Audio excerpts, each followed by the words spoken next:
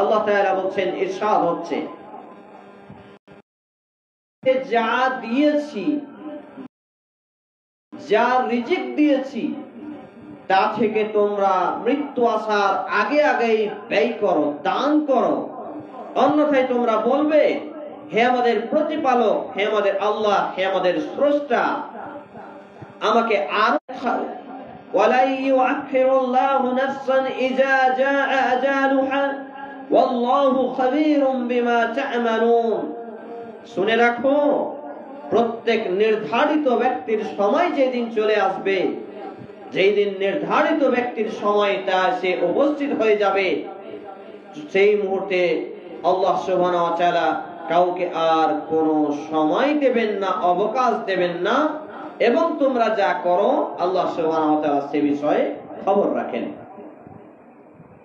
সম্মানিত উপস্থিতি মা এবং বোনেরা, এই আয়াতে কারিমায় তথা দুইটি আয়াত দ্বারা আমরা যে বিষয়টি সুন্দরভাবে উপলব্ধি করতে পারছি, সেটি হচ্ছে, আমরা প্রত্যেকেই যারা পৃথিবীতে এসেছি, কেউ ধনী হয়ে, কেউ দুনিয়াতে আসার পরে ধনী হয়, আবার কেউ দরিদ্র হয়ে, আবার কেউ ধন নিয়ে আসার পরেও দুনিয়াতে এসে দরিদ্র হয়ে যায়। তো আমাদের জীবন আছে, আমাদের মৃত্যু ঘটবে, আমাদের জীবনের সময়সীমা, ভ্যালিডিটি এক্সপায়ার হয়ে যাবে, শেষ হয়ে যাবে।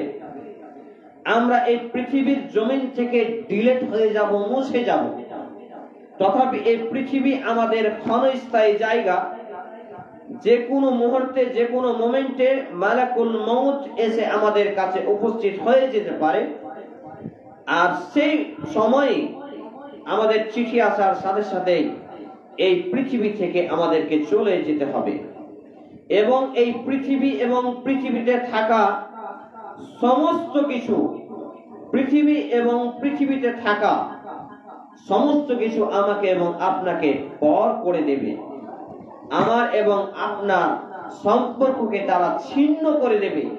আমার এবং আপনার পরিচয়কে তারা ভুলে যাবে।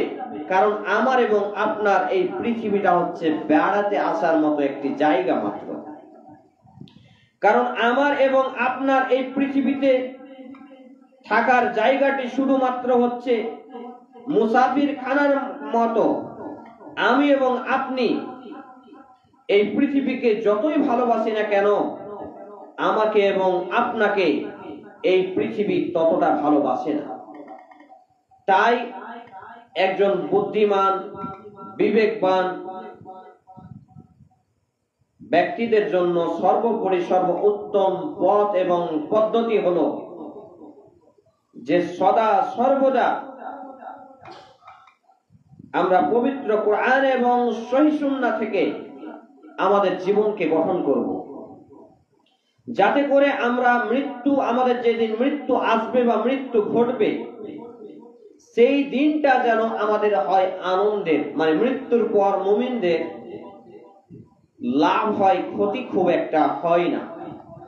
কারণ হচ্ছে, মুমিন ব্যক্তি পৃথিবীতে থাকার সময় দুনিয়াতে যত কষ্ট, ক্লেশ, অশান্তি ভোগ করে, মুমিন ব্যক্তির মৃত্যুর পরের জীবনটা আল্লাহর ইচ্ছায় শান্তির জায়গায় পরিণত হয়ে যায়। তার জন্য মুমিন ব্যক্তির দুনিয়াটা হবে জেলখানা, কিন্তু পরকাল তথা আখিরাতটা হবে জান্নাত তথা সুখময়।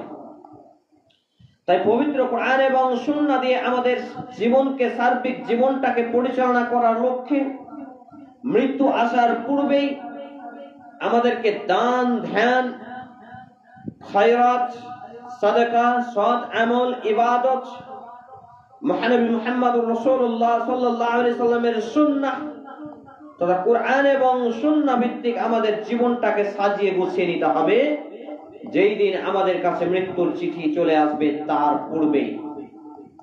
আর এই সূত্র ধরে মহান আল্লাহ রাব্বুল আলামিন মাত্র দুইটি আয়াতে আমাদেরকে যে বিষয়টিকে জানিয়ে দিয়েছেন, সেটি হচ্ছে ওয়া আনফিকু মিম্মা রাযাকনাকুম মিন ক্বাবলি আন ইয়াতিয়া আহাদাকুমুল